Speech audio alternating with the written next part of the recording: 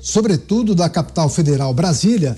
Após 18 frentes parlamentares se reunirem nesta terça-feira para criticar o Supremo Tribunal Federal pela alegada invasão de competências do Legislativo, deputados e senadores se reuniram com o objetivo de obstruir as sessões do Congresso Nacional. Os parlamentares questionam, por exemplo, as decisões contra a tese do marco temporal e os julgamentos sobre a descriminalização das drogas e do aborto, além da volta do imposto sindical.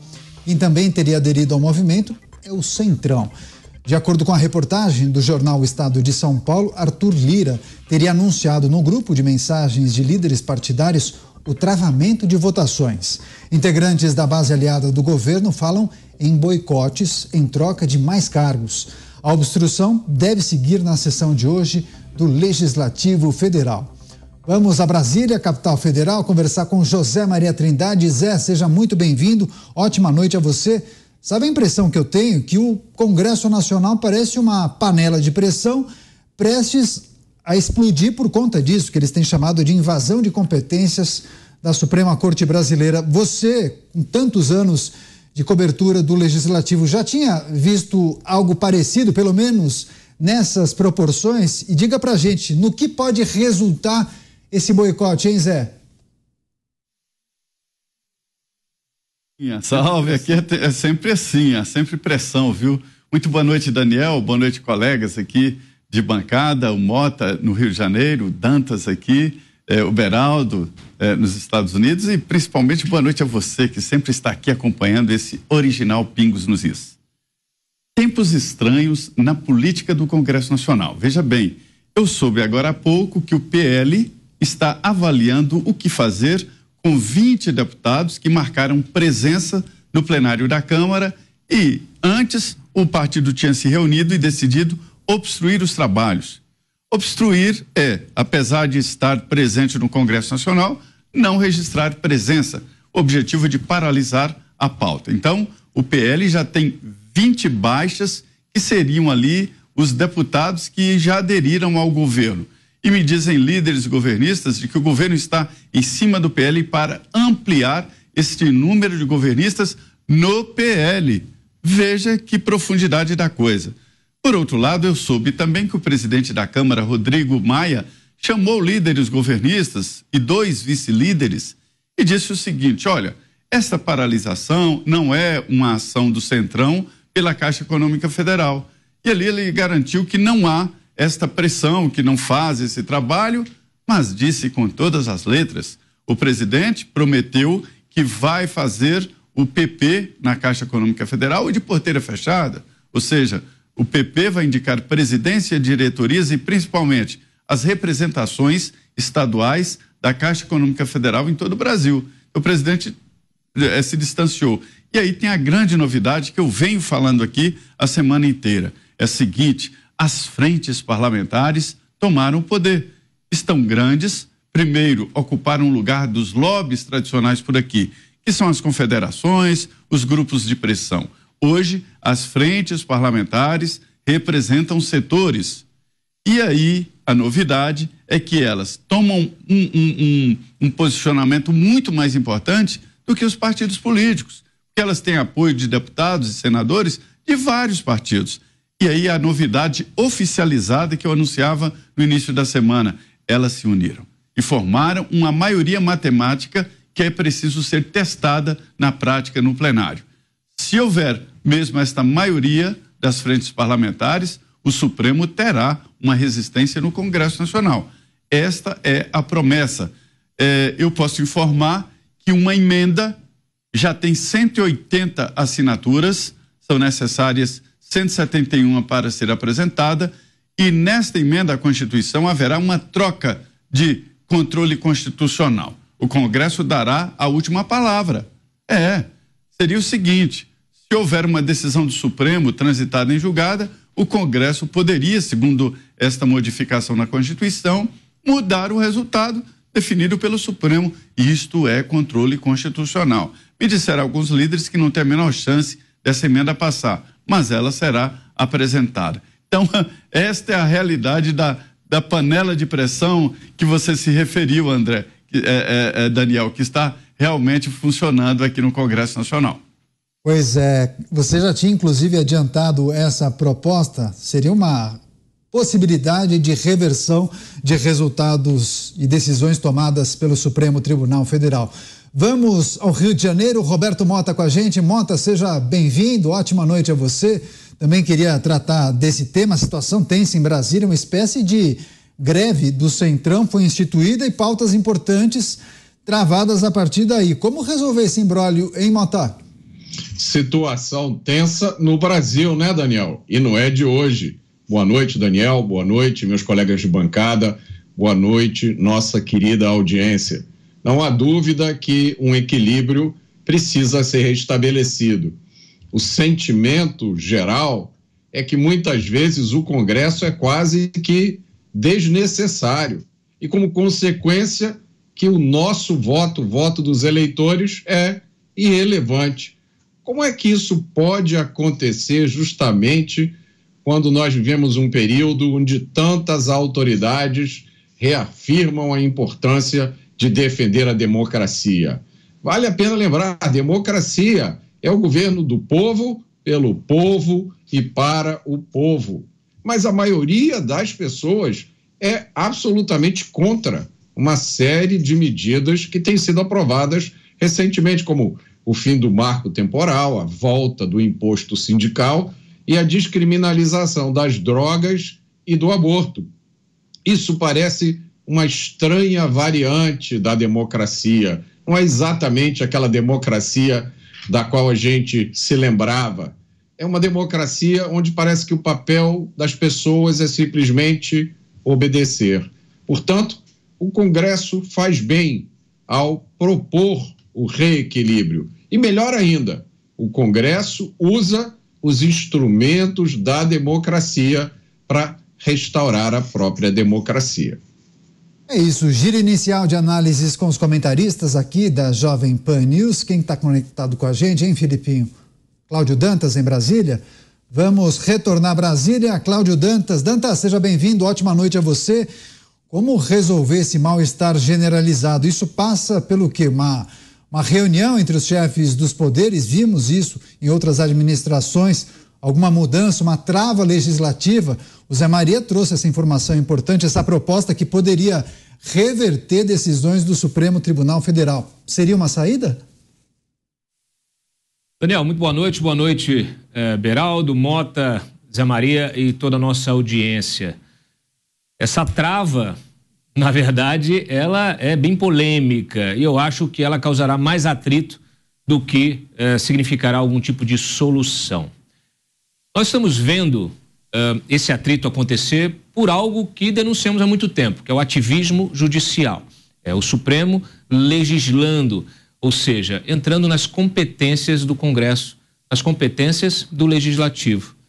E aí, a gente tem um texto constitucional que veda esse tipo de atuação. Os poderes são autônomos, são independentes, são separados, né? Não pode haver essa tentativa de se imiscuir dentro, né, de prerrogativas de outro poder. Infelizmente isso acontece por causa de um processo histórico de omissão do Congresso e também de muitas dessas lideranças parlamentares que recorrem a todo instante ao Supremo, convocando o Supremo para dentro da discussão política, arrastando o Supremo para isso. E, naturalmente, quem é que abre mão da possibilidade de ter mais poder, né? Quem abre mão, na verdade, só pode abrir mão quando há uma queixa de outro poder. É muito complicado isso. O próprio Congresso convidou, né, até pode pegar aquela figura, né, você abrir a porta né, para quem você não deveria abrir. O Congresso convidou o Supremo para isso. E o Supremo deveria ter lideranças que fossem capazes de se desconvidar. E aí, o que nós tivemos efetivamente nessa última gestão da Rosa Weber foi justamente o contrário. A ministra Rosa Weber, que está deixando hoje o Supremo, está fazendo presidindo a sua última sessão no Supremo, deixou uma herança que agudizou esse processo. Ela, de alguma maneira, jogou gasolina nessa fogueira. Eu vou falar aqui só alguns temas que ela resolveu pautar na gestão dela. O marco temporal, a descriminalização da maconha para uso pessoal, o juiz de garantias, a audiência de custódia em 4 línguas indígenas, igualdade de gênero, e ela até criou um GT para discutir redução da letalidade policial. Nessa questão indígena, ela também trabalhou até para que haja uma constituição na língua indígena. O que a gente percebe é uma agenda woke, é uma agenda bastante ideológica, que ela foi, vamos dizer assim, acelerada nessa gestão da Rosa Weber.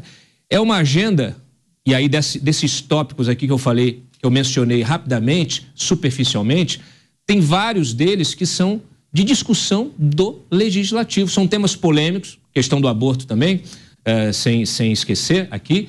São temas polêmicos, sensíveis, temas que devem ser tratados com profundidade, com análise de dados, com discussão com especialistas, ouvindo a sociedade.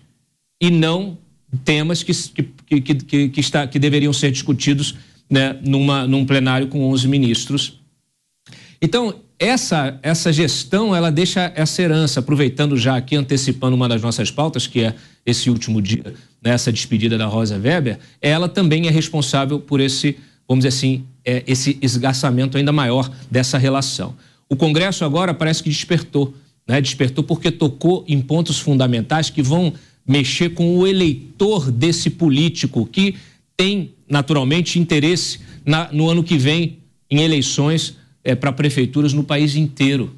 Então, é um período delicado, sensível, temas delicados, complexos, e o Congresso está reagindo. Reagiu aí com o marco temporal, agora com essa formação das frentes. Isso não deixa de ser um alerta. É um alerta. Esse alerta olha, chega, já deu. Agora, por favor, retornem aos seus escaninhos, cuidem daquilo que o STF deve cuidar. Quem legisla é o Congresso, vocês aplicam a lei, garantem a aplicação e a proteção da Constituição e das leis. Então, é esse o recado que está sendo dado. Resta saber se o STF vai dobrar a aposta, né, e agudizar ainda mais esse atrito, essa crise institucional que se estabeleceu. Pois é, complementando o que disse o Dantas, Rosa Weber, ainda presidente do Supremo Tribunal Federal, acelerou todo o processo, pautou esses assuntos delicados, porque ela também queria registrar seus votos. Agora tem uma informação complementar, porque o deputado Pedro Lupion, ele é o líder da Frente Parlamentar do Agro, ele comentou essa medida. A gente separou esse trecho, inclusive. Vamos acompanhar. Uma sucessão de decisões e de invasões à nossa competência legislativa levaram a esse momento que significa um basta. A constante invasão de competências ou a usurpação de competências, como preferirem, por parte do Poder Judiciário tem que cessar. A representação popular cabe a nós, parlamentares legitimamente eleitos pelo sufrágio universal. Agora vamos chamar o Cristiano Beraldo. Beraldo, seja bem-vindo, ótima noite. Como avalia essa espécie de contra-ataque de parte do Legislativo, obstruindo o trabalho, travando votações importantes, numa sinalização clara ao Supremo Tribunal Federal, que tem apreciado esses temas sensíveis que deveriam ser tratados no âmbito do Congresso Nacional, não é, Beraldo? Pois é, Canhato, boa noite Dantas, boa noite Mota, Zé Maria, e boa noite a nossa querida audiência que nos acompanha e nos prestigia aqui todas as noites. Olha, essa reação do parlamento, ela é extremamente importante, ela é extremamente necessária, porque é óbvio, isso ficou muito claro para todo mundo, que o Supremo começou a tratar de temas extremamente sensíveis e importantes para a sociedade brasileira, como se os 11 membros do Supremo Tribunal Federal estivessem ali para isso. E é um erro você imaginar que o papel do Supremo Tribunal Federal é decidir com base na vontade, com base na ideologia, com base nas crenças de cada um dos 11 ministros, o que é a sociedade. Eles não estão lá para representar a sociedade brasileira. Eles estão lá para defender o que diz a letra da Constituição. Constituição feita pelo Congresso, alterada pelo Congresso, e assim deve ser. E aí a gente precisa se lembrar também do porquê o Supremo Tribunal Federal se viu em condições de invadir a competência de outro poder de maneira tão tranquila, deslavada em alguns momentos, sabendo que o Congresso está trabalhando numa determinada matéria, mas o Supremo vai lá e acelera um processo para poder emitir a sua opinião, para colher aplausos, para agradar parte de uma militância. E a gente se pergunta, Supremo com militância? Isso não faz absolutamente nenhum sentido. Mas, vamos lá, por que o Congresso se enfraqueceu tanto? Responsabilidade dos senhores e senhoras deputados e senadores. Por que se colocam numa posição de fragilidade? Nós temos ainda um Congresso formado por uma parcela significativa de pessoas que moralmente não estão em condições de travar as batalhas necessárias no interesse da sociedade brasileira. E eu vou citar um exemplo.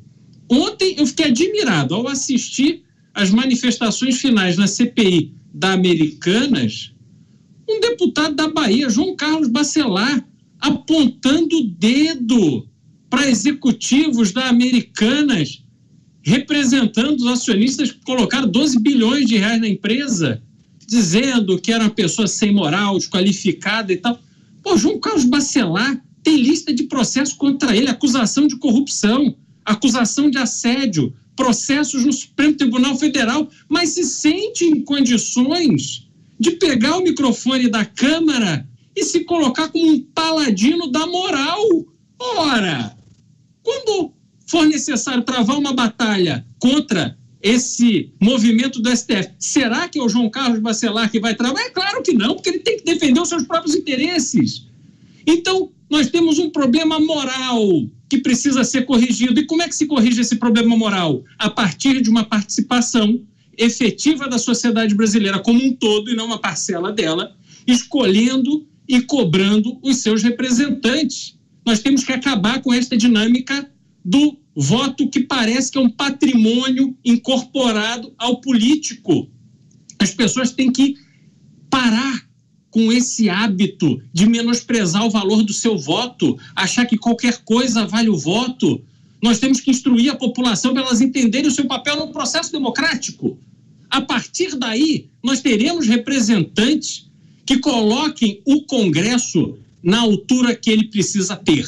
Porque se ficarmos refém de uma maioria de representantes desqualificados moralmente para representar o legislativo, realmente teremos problemas permanentes nessa relação. Esse é um assunto muito importante. O Dantas quer fazer um complemento, já eu passo para o Zé Maria. Dantas, você. Eu só um parênteses aqui, pegando carona numa observação do Beraldo, que eu achei muito próprio, que é o seguinte, ele falou lá da CPI das Americanas, mas quando a gente observa a atuação das instituições, parece que assim, cada instituição quer ter a prerrogativa de tutela sobre o poder político. Assim, infelizmente o legislativo que a gente tem é esse, Beraldo, e a gente ou instrui a população e melhora a qualidade do legislativo, ou a gente vai ficar patinando mais algumas décadas. Mas o fato é o seguinte, quando você tem esse sentimento, por exemplo, no Supremo, de ascendência moral e de poder de tutela sobre a política, já era. Um determinado ministro falou, em determinado momento, que o STF era o editor da nação. Não é o editor da nação. Mas por que acontece isso? Justamente pela qualidade muito baixa dos nossos políticos, dos nossos legisladores. Então, a qualidade dos legisladores é baixa e aí você tem essa briga. Aliás, o nosso generalato tem historicamente esse sentimento de que está ali para resolver qualquer problema que possa desviar a nação do seu caminho, que também não deixa de ser um auto-equívoco, um auto-engano, de se achar também moralmente superior a esse poder político, né? porque tem corrupção, porque ninguém sabe fazer lei direito, etc. e tal. E aí se coloca na posição de resolver os problemas da nação. Mais uma vez, poder de tutela. Isso é um problema clássico. As instituições elas têm que se reagir a isso. O Congresso tem que reagir a isso. E o eleitor tem que reagir a isso, escolhendo melhores representantes. Pois é, Zé Maria, quero retomar, inclusive, a fala do presidente da Frente Parlamentar da Agropecuária, Pedro Lupion, dizendo: a usurpação promovida pelo STF precisa acabar. O Beraldo trouxe um bom ponto, né? Ele falou em enfraquecimento do Legislativo.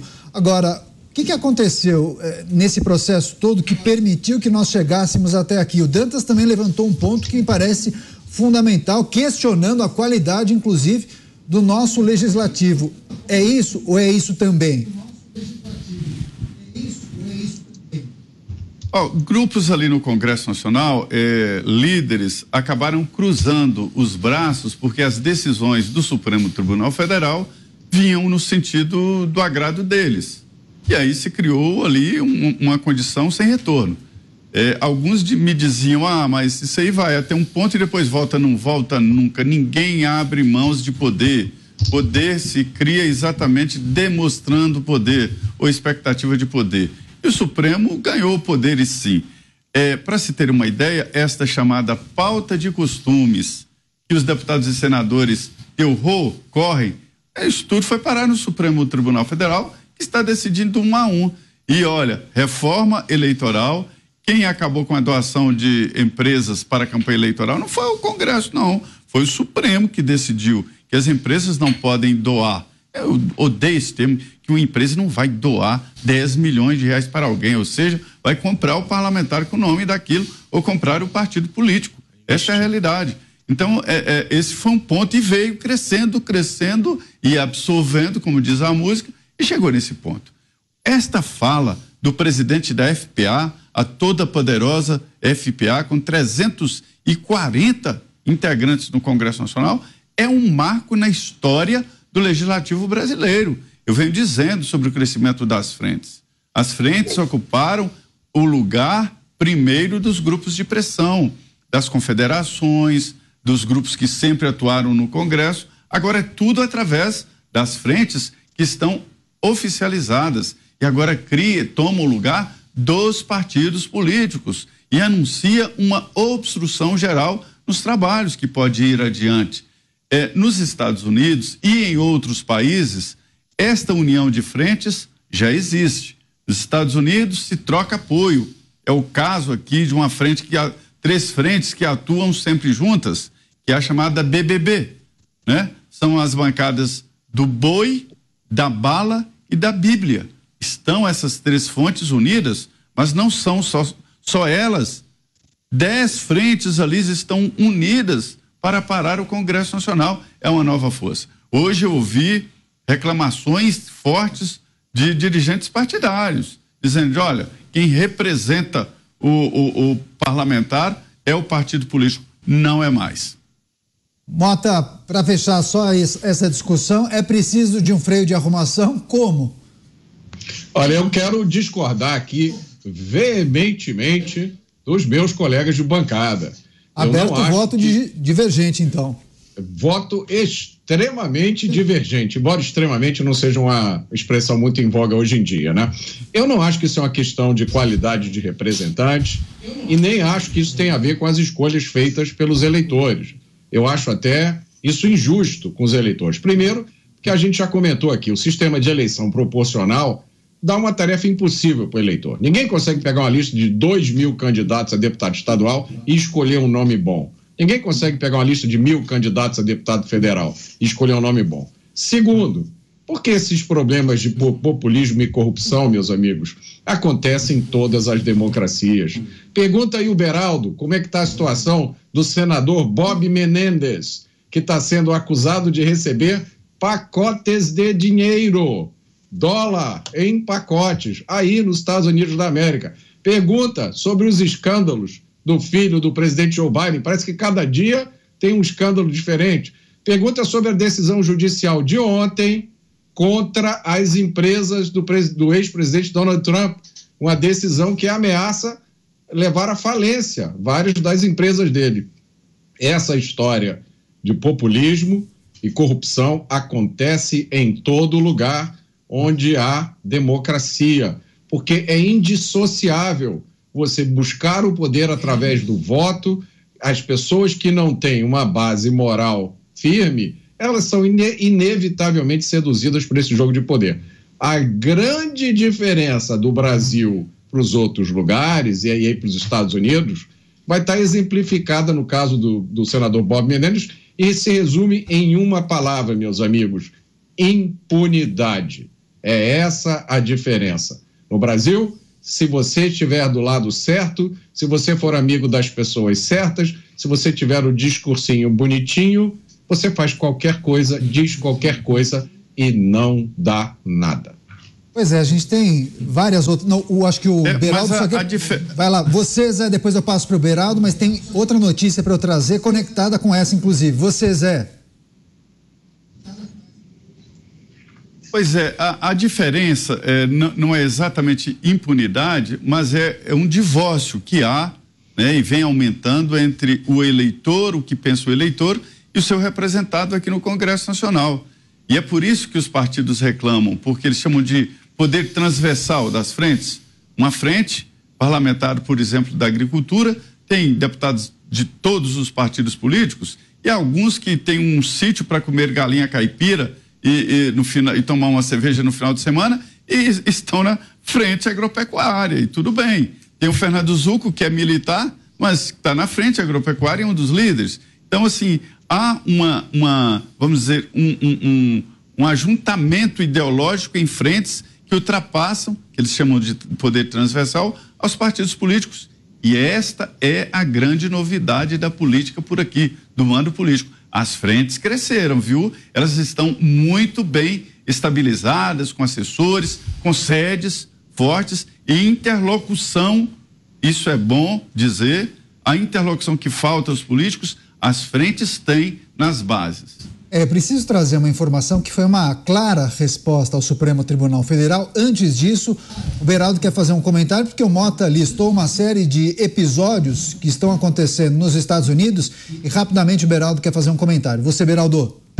Não, rapidamente, só para... Mota, é claro, a gente não é ingênuo de achar que existe algum país onde a corrupção não aconteça, mas tem uma diferença muito grande, que é a covardia dos representantes no Brasil, que tem preço, né? É um balcão de negócios, e esses, mesmo quando são pegos, eles voltam. Nos Estados Unidos, você também tem corrupção. Essa corrupção, quando é pega, há um processo público ali, onde as pessoas passam a rechaçar o corrupto, porque o dinheiro público é bem fiscalizado pela população. A população usa o ensino público, a população precisa de boas rodovias e boas estradas, boas ruas, boas calçadas, ela cobra pela segurança. Então, a ligação entre o serviço público e a população é muito mais próxima. E o corrupto, ele é afastado em geral, ele é execrado da vida pública. O Brasil não. O Brasil passa a mão na cabeça do corrupto, e o corrupto ele vai administrando conforme o interesse dele, para ele manter o status dele, para ele empurrar para frente seus processos, para ter as suas provas anuladas, para ter... Impunidade, é como eu falei, impunidade, né? Pois é, exatamente, essa é a grande diferença.